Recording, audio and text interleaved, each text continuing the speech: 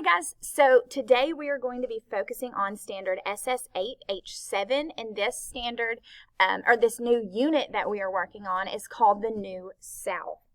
So the New South is an era in Georgia's history that occurs directly after Reconstruction, okay?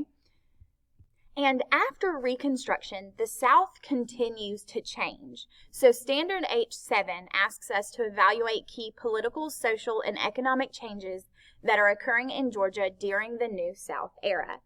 The years between 1877 and 1918 are a time of a lot of great social and economic successes in Georgia's history. However, these years are also filled with a lot of failures. So I want you guys to understand that the events that occurred during this era really shaped the way the state is today. Strand A of this standard asks us to identify the ways individual groups and events attempted to shape the New South. We are going to be focusing today on a group of 3 men that are currently known as the Bourbon Triumvirate. So remember that Reconstruction ends in 1870, and a lot of people felt like it was time to redeem the South. So we really want to make changes in the South for the better, because clearly during the Reconstruction era, there were some ways that the South could definitely improve.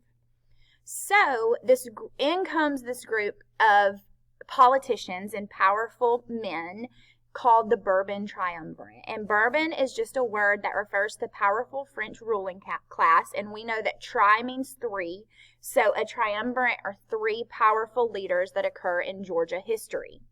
These men are Joseph E. Brown, Alfred Colquitt, and John B. Gordon. This is photographs of the 3 men. And each of these men were key figures in the Civil War. They rotated as governor and U.S. senators for about 20 years from the 1870s to the 1890s, and they had a lot of common interests, these 3 men did. Some of these common interests are that they wanted to develop railroads and mining.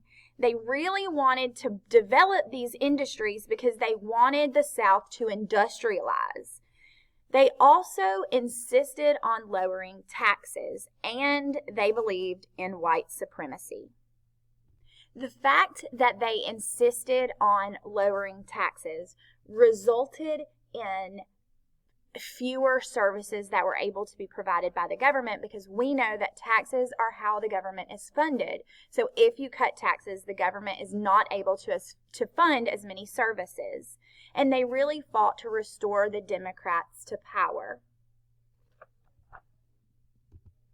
They had 2 major goals. So they really wanted to, we talked about this a second ago, but they really wanted to encourage businesses and industries to flourish in Georgia, and they wanted to build a new South that was economically powerful. They wanted the South to be a contender in the United States economically. And part of this growth that they wanted to happen is that they took advantage of this system called the Convict lease system. And this was a system of just leasing or letting businesses borrow convicts, and in turn, the business owners would provide housing, food, and clothing for the convicts. This is a photograph of Joseph E. Brown, and he was Georgia's governor during the Civil War. He just held several political positions throughout this time. And here's a statue of him that is located at the state capitol, and this is him when he was a little bit older.